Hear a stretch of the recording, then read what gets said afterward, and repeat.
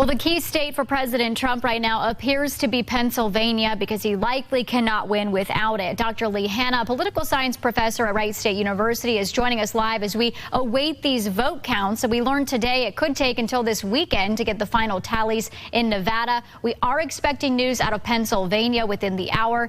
Many media outlets like the Associated Press for us calling these states. Biden obviously needs one more state to push him to 270. If that happens as early as tonight, where do we go from there? The president's taken legal action in various states. What are you predicting over the next few days or weeks?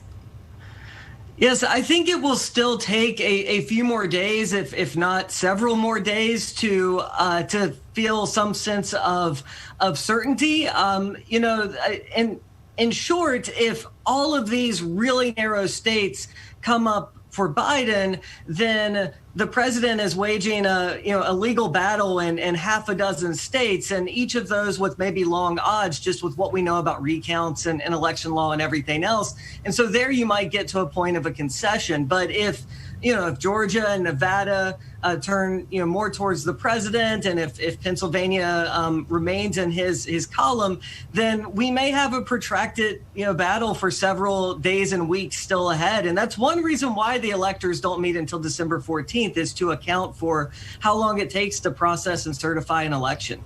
Well, we knew going into this year that it would be a more drawn-out process. It could not have gone smoother here for us in Ohio. Obviously, social media is abuzz right now. Do you think this process is creating doubt amongst Americans about our election process? I teach political science, and federalism is hard. It's really complicated. The fact that we give so much discretion to the states is both a really interesting and fun thing where we get to see policies play out, but it also means they all run their elections differently. And it just so happened that this year was the fact that a number of states were trying new policies and trying to make sure that they were accounting for this pandemic and offering new ways to vote, and the fact that the election was so close.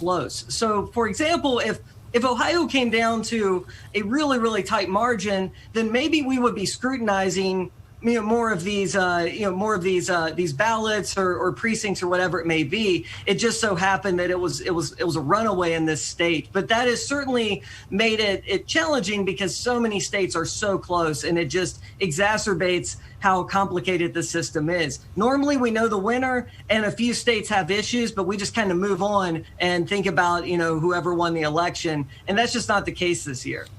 Lastly, you mentioned while each state has its own system, do you think there's a need, or could we see this a possibility moving forward, for a more uniform process nationally?